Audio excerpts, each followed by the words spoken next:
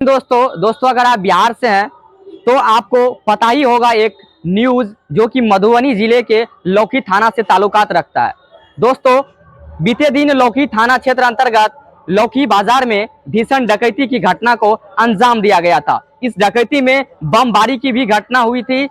बहुत तरह तरह के सवाल आए। बहुत सारे डिजिटल प्लेटफॉर्म ने इसे चलाने का भी काम किया। बहुत सारे डिजिटल मीडिया के साथियों ने अच्छे जो बड़े बड़े डिजिटल मीडिया के साथी हैं उन्होंने चलाने का काम किया। यहाँ तक कि रिपोर्टर निभा मैडम भी यहाँ मधुबनी पहुंचकर इस खबर को खुद वह कवरेज की हुई थी। तो कहा था इसी बात को लेकर दोस्तों आज शनिवार को मधुबनी एसपी सुशील कुमार ने थाना का इन्वेस्टिगेशन किया। इस दौरान इन्वेस्टिगेशन के क्रम में जो लौकी बाजार के जो व्यवसायी थे वो भी थाना परिसर पहुंचकर एसपी साहब से रूबरू हुए और घटना से अवगत कराए। उसके बाद एसपी साहब ने घटना स्थल का भी निरीक्षण किया, जो कि आप तस्वीर में साफ देख पाते होंगे। ये जो आप लंबी लंबी गाड़ी की जो कतारें देख रहे हैं ये जो है दरअसल मार्केट का मुआयना कर रहे हैं एसपी साहब।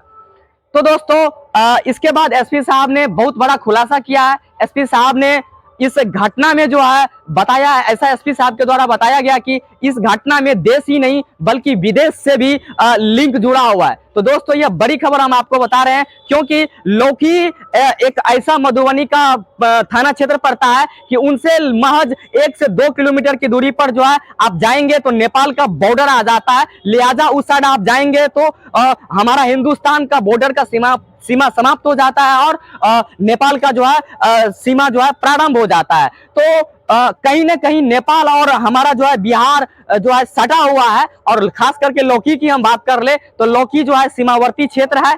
तो इस दृष्टिकोण से भी इसमें जो है विदेश यानी कि नेपाल के भी कुछ लोग की संलिप्तता सामने आ रही है। इस बात को लेकर एसपी साहब ने क्या कुछ कहा, सुनिए उसकी जुबानी।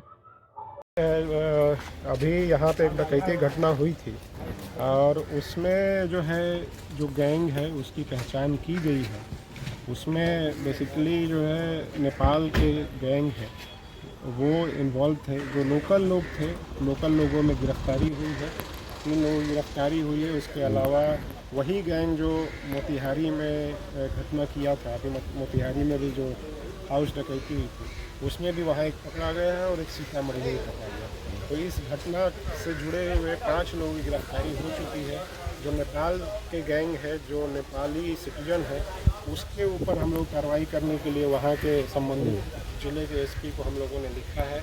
हमारे ऑफिसर जाके उनसे मिले भी हैं और उन्होंने भरोसा दिलाया कि उनकी गिरफ्तारी होगी। लौकी डाका कांड में सर एक गिरफ्तारी है ना, लौकी जो डकैती उसमें एक। उसके अलावा जैसे मैंने बताया कि जो मोतिहारी जिला और सीतामढ़ी जिला में भी इसी गैंग के द्वारा किया गया था, वहाँ भी एक गिरफ्तारी हुई है। उसके अलावा 2 और अन्य जगह पर गिरफ्तारी हुई है। कुल प्रयास में टोटल 5 लोग गिरफ्तारी हुई है। दोस्तों आपने अभी एसपी साहब को सुना।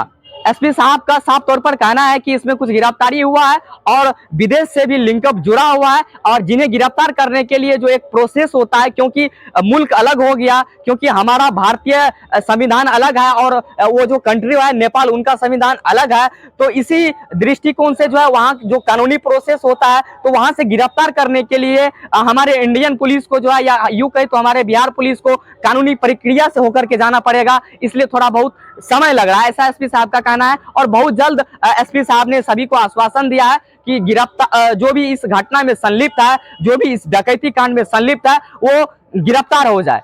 तो दोस्तों मेरा यह प्रयास कैसा लगा यह जो है आप कमेंट के माध्यम से जरूर बता दीजिएगा और साथ ही इस न्यूज लिंक को शेयर कर दीजिएगा, क्योंकि एसपी साहब ने इस घटना को लेकर जो है जांच पड़ताल किया है।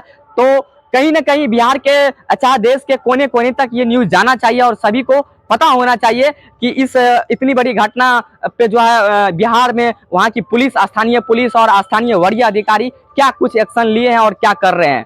तो दोस्तों आपसे नम्र निवेदन है कि इस न्यूज लिंक को जरूर से जरूर शेयर कर दीजिएगा। जय हिंद।